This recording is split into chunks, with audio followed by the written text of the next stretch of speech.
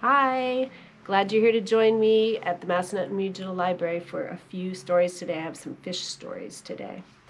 So the first one I brought to read is called Barry the Fish with Fingers. Have you ever seen a fish with fingers? Sounds silly, doesn't it? This one's written by Sue Hendra. Barry the Fish with Fingers. This is Sea Slug. Sea Slug liked to lie on the ocean floor and watch the fish swim by. He did this every day. He saw fat ones, thin ones, some as big as cars, some as small as buttons. Toothy ones, big-nosed ones, googly-eyed ones, spotty ones, stripy ones. You name it, he'd seen it. In fact, he thought he had seen it all. Until he caught sight of Barry, that is. "How do you do?" asked Barry proudly, waving his fingers. "Wow, a fish with fingers!" exclaimed Sea Slug. "These new fingers are the answer to every fish's problem," said Barry. "What's your problem?" Barry asked a moody-looking fish. There was a long silence. "I'm bored," said the fish. "We're all bored," said the others. "Well, prepare to be unbored. Fingers mean finger puppets. With fingers, I can knit a scarf, count to 10, type a letter, make a paper chain, finger paint, play the piano, have a big morning stretch. Fingers really are a must for tickling. I'm gonna tickle you." The fish could see why Barry loved his fingers. They could do so many things. Suddenly, the sea went dark and the water shook. It was at that moment that one of Barry's fingers did something truly amazing. It pointed. "Look out!" Thanks to Barry's fast-acting finger, not a single fish got squished by the massive, heavy box that fell into the sea. "Hey, Barry, where can we get some of those fingers?" You see what was in that box? Pirate Jack's tasty fish sticks. That's what his fingers are. Look at that, they all have fingers now. Sea Slug says, "Now I really have seen it all." And that's the end. Lots of fish with fingers. That was a pretty silly book, wasn't it? All right, I've got another fish story for you. This one is the story of Big Al. And it's written by Andrew Clements, and the pictures are done by Yoshi. Big Al. In the wide blue sea, there was a very friendly fish named Big Al. You could not find a nicer fish. Big Al was also very, very scary. Other fish seemed to have at least one friend. Some had many, but Big Al had none.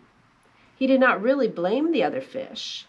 How could he expect little fish to trust a great big fish with eyes and skin and teeth like his? So Big Al was lonely and cried big salty tears into the big salty sea. But Big Al really wanted friends, so he worked at it. First, he tried wrapping himself up with seaweed. He thought it was a great disguise, but no one else did. Who wants to stop and talk to a floating plant that has big, sharp teeth? Then he thought that if he puffed himself up round, the other fish would laugh and see how clever and silly he could be. All they saw was how big he could be, and they steered clear. Very early one morning, Big Al went down to the bottom and flopped and wiggled himself into the sand until he was almost covered up. He looked much smaller. When other fish came near, Big Al talked and joked with them and had a delightful time. But then one scratchy little grain of sand got stuck in his gills, and he sneezed. Whew. When the clouds of sand cleared away, all the other fish were gone. Big Al even changed his color one day so he could look like he belonged to a school of tiny fish passing by. He bubbled along with them for a while, laughing and feeling like he was just one of the crowd. But he was so big and clumsy that when all the tiny fish darted to the left and then quickly back to the right, Big Al just plowed straight ahead. He went bumping and thumping right into the little fish. Before he could even say, "Excuse me," they were gone, and he was all alone again, sadder than ever. Just when Big Al was starting to be sure that he would never have a single friend, something happened. He was floating along sadly, watching some of the smaller fish, and was wishing they would come closer. As he watched, a net dropped down silently from above, and in an instant, they were caught.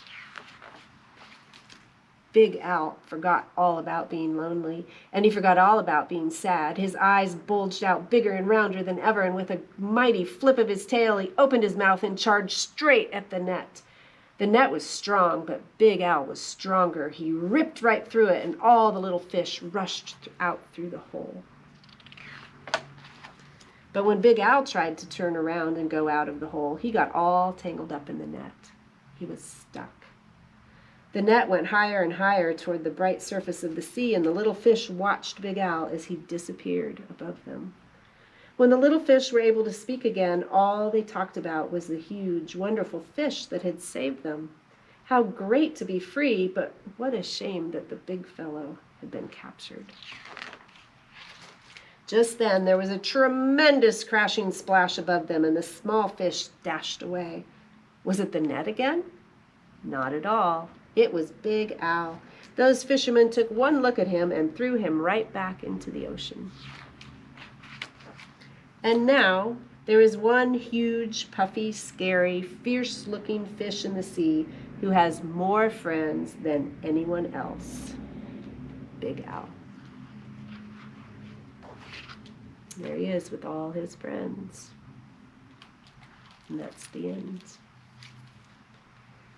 So there are a lot of great fish books at the library if you want to read some other fish stories. So I brought a few of them to show you. There's another one about Big Al. There's one called Big Al and Shrimpy.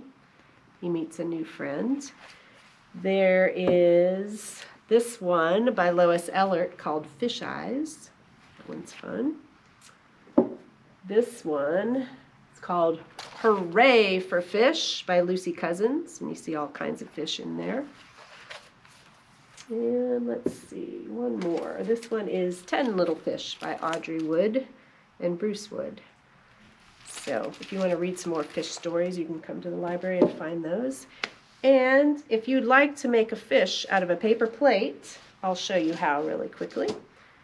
This is a fish I made out of a paper plate. All I did was take a paper plate, and you need to cut out a triangle shape.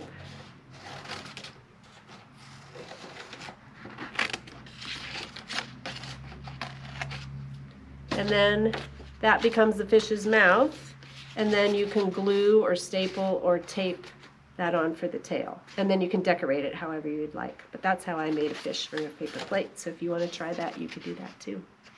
Thanks for listening to stories. We'll see you next time. Bye.